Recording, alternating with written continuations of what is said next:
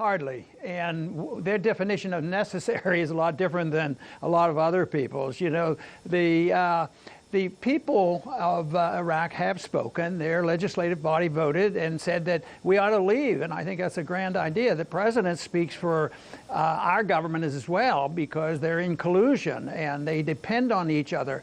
So, yes, I think they're going to stay. I wish that the American people would wake up and say enough is enough. 15 years. We've been longer than that in Afghanistan, and it certainly challenges the position of many of us in the States that said that we shouldn't have gone there in the first place. And even our president was very adamant about, you know, when he thought he was off camera, when he was at a private meeting, but somebody recorded him, he says it's the dumbest thing we've ever done. And I wished he would apply that same logic to what we're doing in Syria and every place else, because there's a large group of us in this country seen as libertarians and conservatives and constitutionalists that believe that we shouldn't be doing this, and that we certainly should have permission from the people through the Congress. But no, we get involved in this without declarations of war. It's been endless. So I guess we're going to continue to do this until we go bankrupt, and then we'll have to leave. But the worry is, back on a practical note, back there in Iraq, that ISIL will regroup. That's the excuse that's being used here. Is it a danger that it will regroup, and that, therefore that's why NATO's continued presence is needed? Yeah, well, that's just a lot of baloney, because it wasn't there when we went in. We used it as an excuse. We said Saddam Hussein had something to do with 9/11, and we had to go in and get al-Qaeda. He didn't have it. It was all based on lies. Because of the disruption and the chaos in Iraq, al-Qaeda has moved in. So they weren't a problem, and Saddam Hussein was not friendly with al-Qaeda. But now maybe there are some. But it's a reaction to our policies. Our policies stir up these hatreds in the organizations of the radicals, and there's a growing number of people who recognize this. Unfortunately, our governments, whether they're of the Democrat Party or Republican Party, they're generally endorse this idea that we have this moral obligation to straighten everything out, and they use it as an excuse because we have to spread American exceptionalism and, you know, bring peace to the world. But there's always other reasons for doing this, and usually not too many of the American people understand that there's a group of people who see some secondary gain, and there's a lot of profits being made, and oils and port and all these things. I just hope they just keep their minds open to this position that we hold. It's just time to come home. Yeah. We ought to mind our own business, and we ought to save the money, and we would be as strong as ever, if not a lot stronger, with our independence. But it's never a perfect world, is it? Where's Donald Trump going to stand on this, do you think? This news that NATO's going to be sticking around in Iraq? Behind the scenes, what's the feeling, do you think?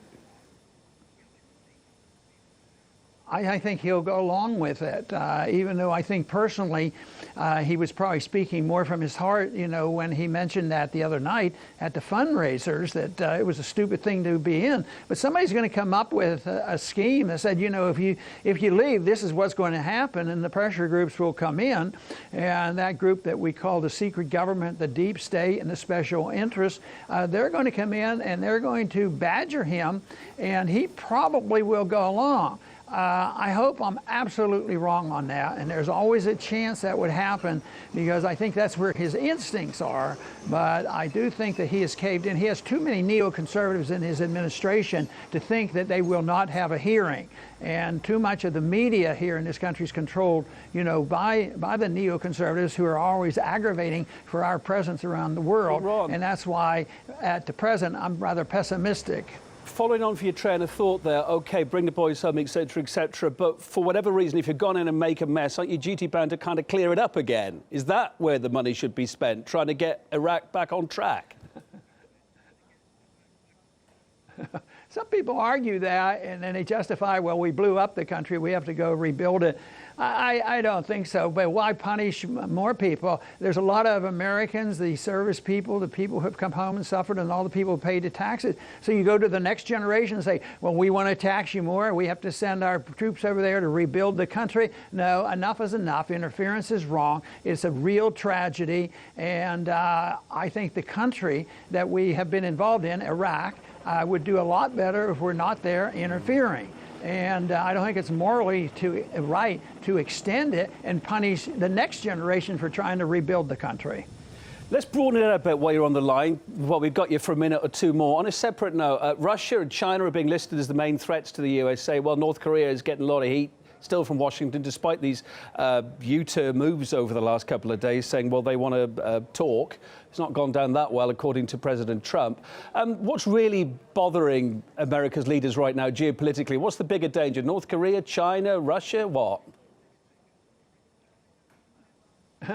Well, it depends on what day of the week it is. You know, it sounds like on some days that it sounds like North Korea is the biggest threat. But I don't think they're going to attack America. In matter of fact, I think if we'd leave them alone, the North and the South would get along together. I thought the Olympic breakthrough was great. I think the delegation going to the North was great. And it even softened the stand of the president in North Korea, as well as our president softened his stand too. And I hope that continues.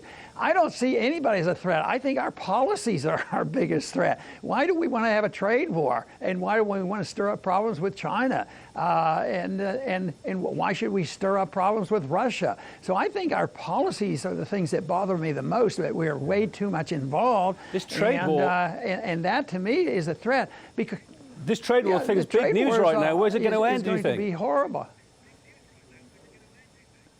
Well, unfortunately, I'm hoping still that there will be a dissent against this, you know, with the various congressmen.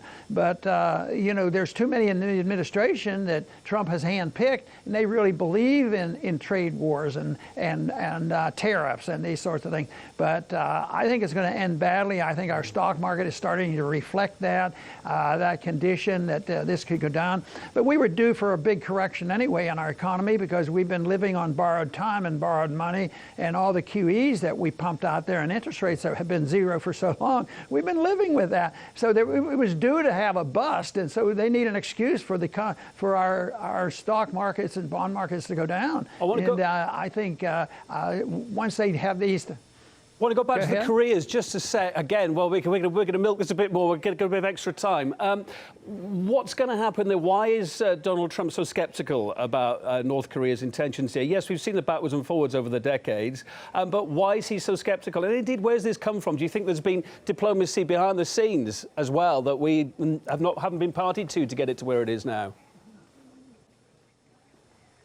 Well, I think the people who stir up these troubles, and we always have to have an enemy that's about to attack us, whether it was Saddam Hussein or whether it's in North Korea, it's part of the reason that part of the problem there is they use that to justify the continuation of the military-industrial complex. We have to build more weapons. We have to rebuild our nuclear system, and it goes on. And there's a lot of I think there's war profits that drive a lot of this. It certainly isn't national security. They say it's for national security, and some of our neocons are saying, you know, that this is necessary for national security and stability, and the cost will be worth it. Nonsense. It's costing too much, and it's not worth it. What would be beneficial to us is that we had a completely different foreign policy designed to have peace and trade with people and to talk with people when we have our disagreements. That is what I think is necessary, and hopefully someday we'll move in that direction. Former US Congressman, live from the States tonight. Ron Paul, thanks for being live on RT International. It was nice to see you.